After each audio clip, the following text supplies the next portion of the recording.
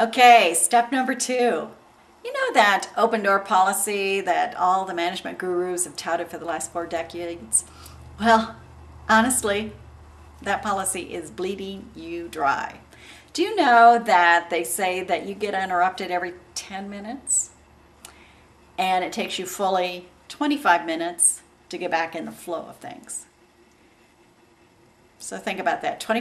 Every 10 minutes I get interrupted, but it takes me 25 minutes to get back in the flow. I don't think I ever get back in the flow then, do I? So think about all the interruptions that you get in your day. Somebody stops by your office. Hey, you got a minute? Or somebody calls you on the phone. Hey, got a question about this. Or then a client calls and says, I just really can't find that document you sent me. Can you send it to me again?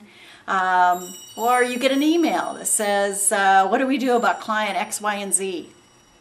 All of these are interruptions, whether they're interruptions coming to your office or interruptions through email or your phone or whatever it might be. And that means you are never productive. You never have that time when you can work on the most important thing that can move your business forward towards your goals. So what I recommend instead is that you schedule time for people to ask you those questions. You know, when they say, have you got a minute? I say, schedule your got a minute time.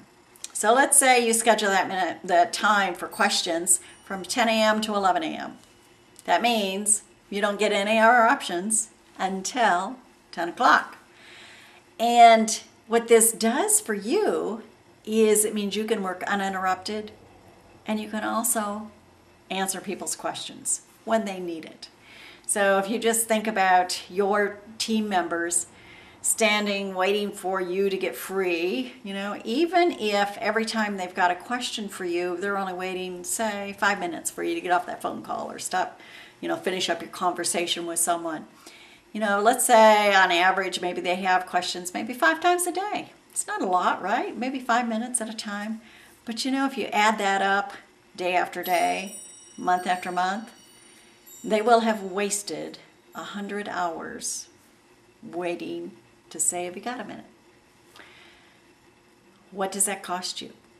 What do you pay each of those team members for those 100 hours? That's a lot of time, right?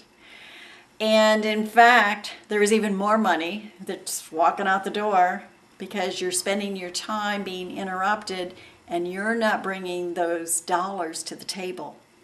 Those dollars are leaking out the door because you're not able to bring that revenue in the door because you're answering folks' questions. So I recommend you schedule time to answer folks' questions. And then, of course, stand up is the secret to minimizing the time that you spend talking to folks. Just stand up. People are not as apt to settle in and get comfortable in those chairs in your office if you're standing up. That time 10 to 11 is not the time to talk about the Super Bowl or the Olympics or anything that you've got going on in the news, but it's to answer questions and be very focused. There's another little tweak you can put on that question and answer time, that got a minute time, that will really amp up your results, and that is they actually don't answer their questions. I know it sounds like an odd way to approach it, but what you actually do is when folks ask you a question, you say, what do you recommend?